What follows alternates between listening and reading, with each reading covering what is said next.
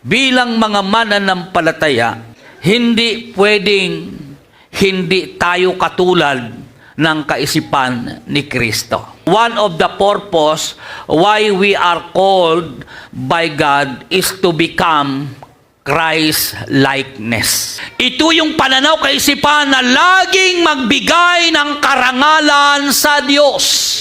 Kinakain ang buhay po natin sa mundong ito as a Christian, every time, every day, every minute, every hour, every second, ay nagbibigay ng karangalan sa Diyos.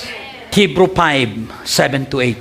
Bagamat noong si Jesus ay namuhay pa rito sa lupa, siya'y nanalangin at lumuluhang nakiusap sa Diyos na makapagliligtas sa kanya sa kamatayan.